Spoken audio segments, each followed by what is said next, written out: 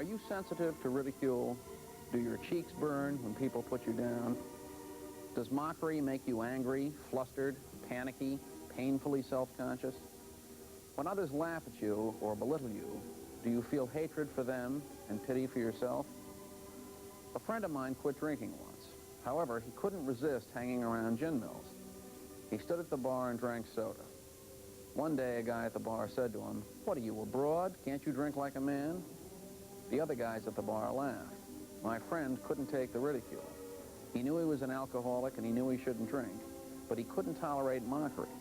"Give me a ball and a beer," he finally told the bartender. He went on a long drunk, and a few weeks later, his wife and kids left him. Sensitivity to ridicule cost the guy his family.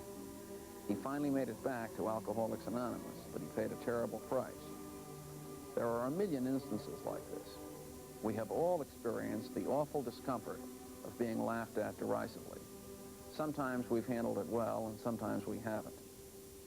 Jesus provided the ultimate example of courage and faithfulness in the face of public humiliation. The gospel describes the scene during his crucifixion. The people stood there watching. The leaders jeered at Jesus, saying, "He saved others, let him save himself if he is the Messiah of God, the chosen one." The soldiers also made fun of him, offering him their sour wine and saying, "If you are the king of the Jews, save yourself." So in addition to physical suffering, Jesus knew terrible emotional agony too. The people Jesus came to save turned on him and tormented him. He accepted their ridicule, mockery, and hostility without lashing back.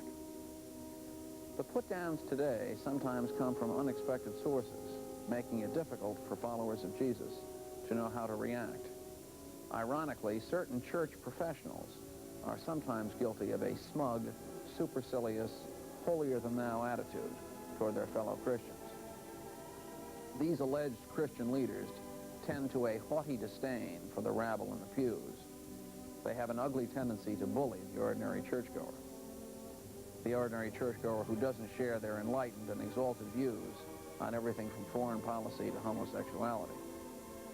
They like to make you feel guilty.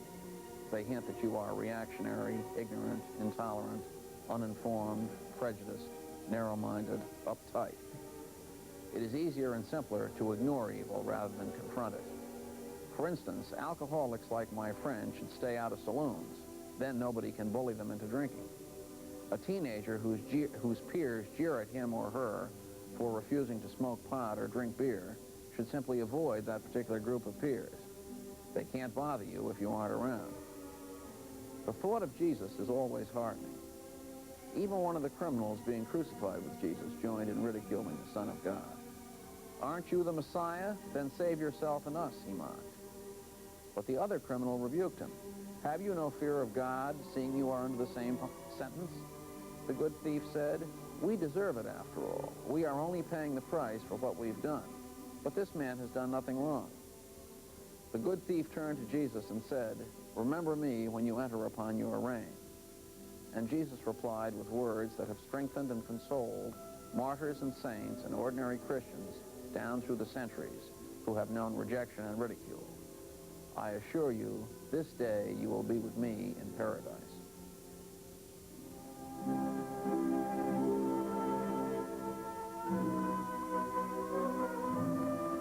This is television station WNEW-TV, Channel 5, New York, owned and operated by Metro Media Incorporated, with transmitter atop the World Trade Center and executive offices and studios located at 205 East 67th Street in New York City. WNEW-TV operates on an assigned frequency of 76 to 82 megahertz as authorized by the Federal Communications Commission. Some programs and portions of programs presented by this station have been recorded. WNEW-TV's entire broadcast schedule is a copyrighted original compilation work. No recording, retransmission, or other use may be made of WNEW-TV's programming without the express prior written consent of Metro Media Incorporated. Good night.